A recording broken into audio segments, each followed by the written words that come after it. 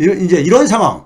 지금 상황이 뭐냐면요. 상황이 지금 통화 시스템과 금융 시스템이 다원화로 가고 있는 이게 여정으로 접어들고 있는 거예요. 근데 우리 사회는 여전히 뭐냐면은 우리 사회 특권층들은 다원주의에 굉장히 그러니까 취약합니다. 유계제에 굉장히 익숙하죠. 유계제. 자기들의 특권 의식이 있고 그 다음에 대외적으로는 굉장히 열패감을 가지고 있죠. 그러다 보니까 미국 중심주의라는 세계관에 갇혀 있는 거예요. 그 결과가 바로 뭡니까요? 우리나라는 지금 현재 먹거리와 미래 먹거리가 다 지금 흔들거리고 있잖아요. 반도체, 미래차, 이게 다 흔들거리고 있잖아요. 예? 이게 왜 그런 거예요? 한국 경제를 미국 안보의 하위 개념으로 집어넣은 결과잖아요. 예? 한국은 지금 갈 길이 바쁘거든요. 반도체를 독자적인 생태계를 마련해야 되고, 우린 메모리 반도체 중심으로 돼 있는데, 파운드리라든가 심지어 팹리스 같은 것도 만들어야 되고, 미래차도 우리는 그러니까 전지 중심으로 이렇게 돼 있는, 2차 전지 중심으로 돼 있는데, 배터리 중심으로 돼 있는데, 이것도 생태계를 만들어야 될 게 아닙니까? 플랫폼 생태계로요. 애플카처럼요. 근데 오히려 뭐냐면 미국 반도체와 미국 미래차 생태계에 가서 일부 지금 보조적인 역할을 수행하는 수단으로 전락하고 있잖아요. 그 결과가 지난 1년간에 우리가 목도한 겁니다. 윤석열 정권이 출범한 지난 5월 달부터 최근 2월 달까지 경상수지가 그 1년 전에 비해 가지고 어떻게 변화가 있는가 봐보세요. 어떻게 변화가 있는가. 월 평균 한 64억 달러씩 그러니까는 1년 전에 비해서 줄어들었어요.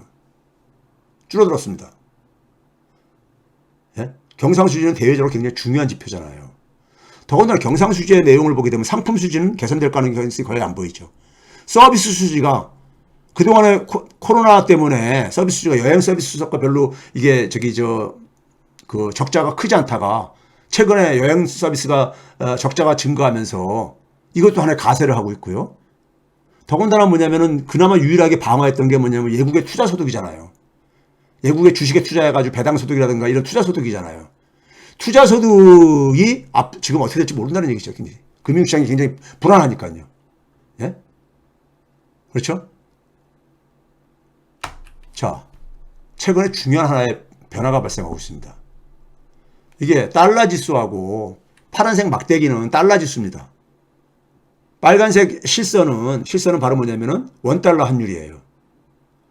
이게 보게 되면요. 3월 한 20일 이후부터 보게 되면은 완전 반대로 움직이고 앉았어요. 달러가 강세면은 원래 원달러 환율도 올라가게 돼 있잖아요. 근데 최근에 그러니까 달러가 약세를 보이는 상황 속에서 환율은 오히려 상승하고 앉았어. 예? 원화 가치도 같이 떨어지고 앉았어. 예? 왜 그런 겁니까요? 한국 경제에 대해서 저간 거죠. 우리가 작년 연말에 한 1,450원대까지 한때 돌파 오르다 보니까는 최근에 1,300원대가 우습게 보여서 그러는데 최근의 움직임이 이게 지금 별로 유쾌한 지금 모습이 결코 아니지요. 굉장히 이상한 모습이죠. 이 모습이 사실 2월 달부터 드러나기 시작했었어요. 왼쪽에 2월 달에 보시게 되면은 달러 지수가 2월 초에 거의 안 움직이거나 오히려 내려가고 있는데 오히려 그 당시도 그러니까는 원달러 환율은 상승하고 됐었잖아요. 그렇죠. 그리고 그것이 그러니까는 최근에도 보게 되면은 관계가 그림을 한번 봐보세요. 그림을 보시게 되면은 같이 붙어서 움직이는 거하고 떨어져 있는 거를 보게 되면은 그게 이제 그러니까는 그 분리가 되는 것을 의미하는 겁니다. 분리가 되는 것을. 예? 이게 지금 이제 하나 문제고요. 근데 최근에 IMF가 지금 이제 다음 주에 지금 이제 그 책자가 나올 텐데 그 일부 이제 외부적으로 보도 나온 걸 보게 되면 IMF가 한국의 자산시장 리스크에 대해서 경고를 했죠. 이게 작년 12월 달에 이미 경고를 했는데 한국 정부가 여기에 대해서 그러니까 별로 그러니까 개의치를 않고 앉아 있는 거야. 예? 그러니까 또 아주 이번에 구체적으로 날린 거예요. 뭘 하고 날렸습니까? 한국에 그러니까는 부동산 PF 대출에 문제를 그러니까는 아예 구체적으로 딱 찝었어요. 작년에는 그러니까 가계부채하고 부동산 가격 하락 이 문제를 이렇게 그냥 그 일반적으로 이렇게 지적했다면은 PF 대출이 지금 규모도 굉장히 문제일 뿐만 아니라, 예? 그 다음에 이제 연체율 이런 것도 굉장히 과하다. 예? 이 얘기를 이제 구체적으로 이제 지적을 하면서요. 그리고 거기다 뭐냐면은, 이런 상황인데, 예, 정부는 오히려 뭐냐면은, 이 지금 그, 대출을 장려하고 앉아있다 이거예요. 예? 그렇게 될 경우에 큰일이 생길 수 있다 이거예요. 왜냐면 이미 그러니까 가게들 중에서는 5%는 뭐냐면은 자기 집을 팔아도 대출금을 상환할 수가 없는 상황이라 이거예요. 특히 뭐냐면은 비은행 금융회사의 그 대출은 20%가 넘는다 이거예요. 집 팔아도 상환할 수 없는 게. 이런 상황인데 정부가 그러니까는 나서가지고 부동산 시장 유지하기 위해서 지금 그러니까 지금 대출을 지금 장려하는, 이런 지금 그러니까 말도 안 되는 짓을 하고 앉아 있으니까 IMF에서 지금 경고를 날린 거예요. 근데 봐보세요. 금융감독원에서는 4월 7일 날 지난주 금요일이죠. 금융권 PF 대출 문제 없다. IMF에서는 문제 있다는데 저희도 문제 없다. 그 다음에 새마을금고에서 많이 문제되고 있잖아요. 새마을금고요. 이것도 금융위원장이 그러니까 우려할 상황은 아니다. 새마을금고 부동산 PF 대출 리스크. 지금 뭐냐면 사람들과 시장에서는 막 지금 걱정들 하고 있는데 사람들과 시장은 저 앞에 지금 그 해일이 몰려오고 있다고, 해일이 보이는데 뭐냐면 정부만 뭐냐면은 그럼 해일 없다 이렇게 얘기하고 앉아 있는 거예요. 해일 없다 이렇게 얘기하고 앉아 있는 거예요. 예? 이 금융위원장이 새마을금고는 아는 바가 없습니다. 새마을금고는 특수해가지고요. 이게 아주 그냥 잘못된 부분인데, 새마을금고는 이게 행안부 관리예요. 이게 행안부. 예? 그러니까 한국은행도 여기에 대한 자료가 없어요. 새마을금고에 대해서는 금융위원회도 없고 관리감독 소관이 아니거든. 이거를 다 금융위원회로 관리로 해야 되는데, 이게 새마을금고라는 게 이게 아주 그냥 여러 가지 이해관계들이 얽혀 있다 보니까 이게 개혁이 안 되는 문제가 있습니다. 그러니까 새마을금고는 지금 보게 되면 완전히 행안부 지금 한 개 과에다가 지금 이거 맡겨놓고 지금 어떻게 그 안에 구체적인 것들을 파악이 지금 안 되고 앉아 있는 거예요. 예? 파악이 안 되고 앉아 있는 거예요. 되게 우리가 금융위기가 되게 어떨 때 생기는 줄 아십니까? 규제가 안 돼가지고 파악이 안 되는 분야에서 되게 터지는 거거든요. 예? 그게 공통적인 특성이거든요. 이거 봐보세요. 우리나라 은행을 제외한 그러니까 특히 증권회사 중심으로 해가지고 부동산 PF 대출에 연체율이 빠르게 증가하고 있다는 것을 IMF가 지적한 이유가 있는 것이고요. 그 다음에 이제 새마을금고 같은 경우 보게 되면은 이 건설업 부동산업 대출 현황이 팬데믹 이전에 비해 가지고 한 2배 정도 증가했고, 특히 새마을금고에서는 관리용 토지 선택에다가 사업비 대출을 많이 하고 있는데 이거는 거의 9배 이상 증가를 했습니다. 그리고 연체율이 그러니까 여기 같은 경우 보게 되면은 굉장히 빠르게 증가하고 있잖아요. 관리용 토지 신탁 같은 경우는 거의 2배 수준으로 지난해 12월 달과 1월 한 달 사이에 굉장히 최근에 일반 국민들이 느끼는 그게 거의 맞는 거예요. 근데 정부만 그러니까 아무 문제 없대. 예? 문제는 이거를 그러니까 금융위원회 소관이 아니기 때문에 금융위원장은 행안부가 주는 자료를 가지고 그거 가지고 판단하는 건데, 행안부가 제대로 이걸 판단하고 있는지, 또 실태를 제대로 파악하고 있는지도, 행안부에 그러니까 공무원들이 한 개 과에서 지금 대한민국은 있잖아요. 언제 지금 파국이오더라도 아주 이상하지가 않은 상황이라 이겁니다. 제가 그래서. 제가 이제 우리나라에 그러니까 현재와 미래 먹거리가 그동안에 계속 얘기하면서 그것과 관련해서 교육혁명을 굉장히 얘기했잖아요. 최근에 지난번에 박태웅 회장이 뉴스공장에 출연해가지고 소개하는 거 아마 아시는 분들이 있을 거예요. 미국의 비영리 민간기구가 AI 이것에 대해서 위험성에 대해서 발표한 내용이 영문으로 된 건 이런 건데, 이건 이제 그러니까는 한국말로 번역한 거는 기계가 그러니까 이 AI라는 얘기죠. 이게 그러니까 얘네들이 그러니까는 얘기하는 것들을, AI가 그러니까 쏟아내는 이것들을 그러니까는 이것들을 그러니까 그냥 방치를 해야 되는 거냐. 그리고 얘네들한테 웬만한 일들을 다 맡겨야 되는 거냐, 자동화해야 되느냐. 예? 그래서 마지막에는 그러니까 뭐냐면 이러한 결정을 그러니까는 이 선출되지 않은 소위 말해서 이 관련 기술자들한테 위임해도 되는 거느냐. 예?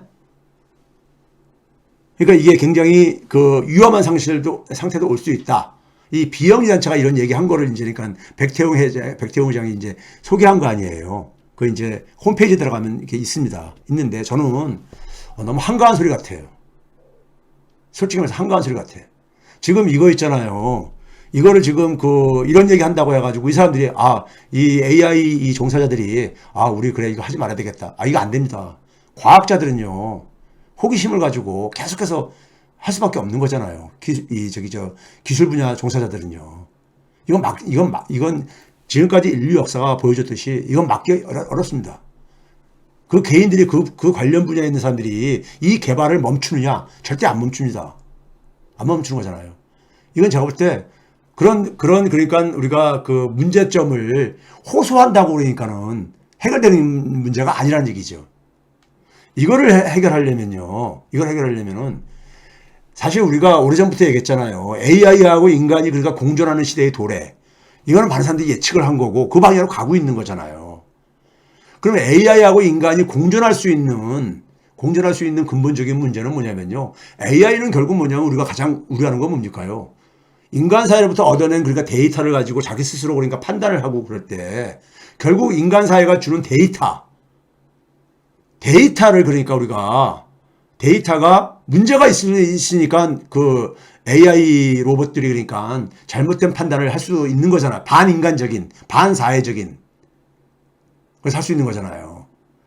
그럼 결국 인간 사회를 바꿔야죠. 인간 사회에서 주는 데이터가 사실 그러니까 우리가 모든 그러니까 뭐 AI를 생명체라고 얘기했어요. 모든 그러니까 이 지구상에서 사는 생명체들이 같이 공존할 수 있는 그런 사회로 만들어야죠. 그런 사회에서 얻어가는 데이터라면은 AI하고 인간이 공존할 수 있는 것이고요.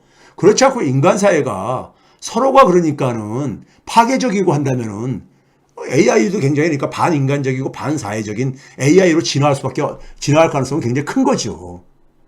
근데 그거를 그러니까는 그런 거를 개발될까봐 우려돼가지고 개발을 멈추자? 이거는 제가 볼 때 굉장히 그냥 도덕적이고 규범적인 호소지 이게 현실적으로 효과는 그러니까 저는 별로 없을 거라고 봐요. 예? 그러니까 과거 우리가 지금까지 살아왔던 인간 사회는 수명이 다 했는데 미래가 지금 계속해서 새로운 미래가 펼쳐지고 있는데 거기에 대해서는 그러니까 우리가 전혀 그러니까 준비가 안 돼 있다 이겁니다.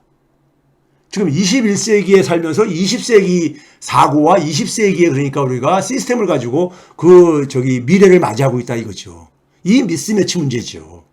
빨리 우리는 뭐냐면 21세기의 기술에 맞는 그러니까 우리가 사회로 이걸 전환시켜야 되는 것이죠.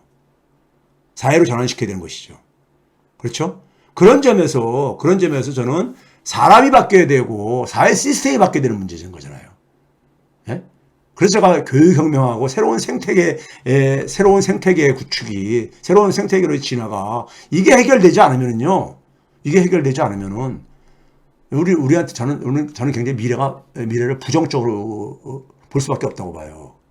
그래서 인간이 생존하기 위해서도 우리는 굉장히 지금 인간들이 지금 뭡니까 기후위기에 대해서도 굉장히 우리는 그러니까 다들 마음속으로 동의하면서 우리 삶의 방식을 못 바꾸고 있잖아요. 예? 못 바꾸고 있잖아요. 그러니까 세계가 공존을 해야 되는데 계속해서 패권 싸움들을 하고 앉아있고 그러잖아요. 예? 거기에 개인들은 굉장히 무력감을 보이고 있고요. 그렇죠? 결국 이건 누가 해야 되냐? 정치 지도자들이 해야 되는 거예요. 정치 엘리트들이요. 정치 엘리트들이 그러니까 용기가 필요한 거죠. 근데 정치 엘리트들이 제가 볼 때는 1950, 60년대 이후에는 제대로 된 정치 지도자들이 사실 실종돼 버린 것 같아요. 그건 뭐 우리나라뿐만 아니라 전 세계가 다 그런 것 같아요. 예? 자, 그런 점에서 그러니까는 더군다나 저는 그래서 이 교육혁명이라는 것이 절대적이다 지금. 제가 교육에 지금 교수 생활만 30년 넘게 하고 있지만은 너무 지금 그러니까는 이게 문제인 거예요.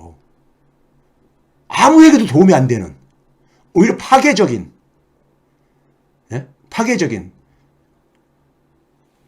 학생들한테도 파괴적이고 사회에도 파괴적인 이런 교육이 그냥 계속 지속되고 있어요. 자, 이거 제가 과거 얘기했으니까요. 그래서 이거를 할 수 있는 용기를, 그러니까 정치 지도자는 이거 안 하면요, 정치하는 제가 볼 때는 이유가 없어요. 그래야지만 우리는 미래를 그러니까 지금 맞이할 수 있거든요. 제가 이 과거의 교육험에 대해서는 얘기를 했기 때문에 오늘 시간이 많이 지났기 때문에 그걸 대체를 하겠습니다. 대체를 하고요. 자, 그런 점에서 지금 대한민국은 오히려 지금 그러니까 후퇴를 하고 있잖아요. 후퇴를 하고 있는데 이 후퇴를 막지 못하면은 대한민국은 파국이 이제 도래하는 것이, 저는 이제 그 소위 말해서 타임머신이 작동이 시작됐다고 봐요. 언제 지금 파국이 오더라도 이상하지 않은 나라가 되고 있습니다. 예? 특히 우리 자녀들에게. 예? 그 속에서 개인이 살 수 있는 길을 지금들 각자가 갈 텐데, 개인적으로 대응하는 것은 한계가 있습니다. 개인적으로 대응하는 거는요. 제가 이거 장담하는데, 제가, 예? 60평생 살면서 제가, 제 지혜로는요, 그건 한계가 있습니다. 공동체에 대해서요, 우리가 관심을 갖지 않으면요, 우리 자녀들은 참, 그러니까, 부모들이 해줄 수 있는 것은 기껏해야 그냥, 그러니까 돈으로 그냥 해주는 거잖아요. 그거 가지고는 해결이 안 됩니다. 제가 장담하지만은. 사회가 안전하지 않은데. 예. 오늘 제가 끝에 좀 약간 어두운 얘기로 했는데, 지금 대한민국의 지금 현 상황은 지금 타임머신이 지금 저는 이제 돌아가고 있는 상황이라고 보고 있습니다. 타임머신이 돌아가고 있는 상황인데, 우리는 지금 너무 멀리 과거로 지금 가고 있어요. 오히려 지금요. 미래는 자꾸만 앞에서 지금 해일처럼 막 몰려오고 있는데, 우리는 자꾸만 과거로 가고 앉았어요. 예? 이것에 대한 그러니까 비용은 우리 공동체가 그러니까는 함께 지불할 수밖에 없습니다. 여기에 대한 자각이 없으면요, 여기에 대한 책임을 못 느끼면 정치할 생각 하지 마셔야 되고, 정치 지도자들은 국회의원이 됐든 대통령이 됐든 하지 말아야 되는 것이고요. 해봤자 그 정치는 실패합니다. 국민들에게 감동도 못 주고요. 우리 사회 문제 해결도 못 하고요. 국민들은 근데 이 문제를 그러니까 내가 할 수 있는 부분이 없다고 그렇게 하면 안 됩니다. 에? 우리가 지금 같이 공멸의 길로 가고 있다고 저는 생각이 들어요. 공멸의 길로. 예? 이건 물론 우리나라만의 문제는 아니지만은. 예? 자, 이런 일요일 날 주말에 제가 좀 깝깝한 얘기를 해서 그러는데요. 근데 모두가 이걸 자신 문제로 생각하지 않으면요, 이거 변화 안 생깁니다. 변화 안 생겨요. 문제는 뭐냐면 그 고통을 고스란히 우리 자녀들이 떠안게 된다는 얘기입니다. 예? 떠안게 돼요. 그래서 제가 이렇게 목 아프게 떠들어대고 앉아 있는 겁니다.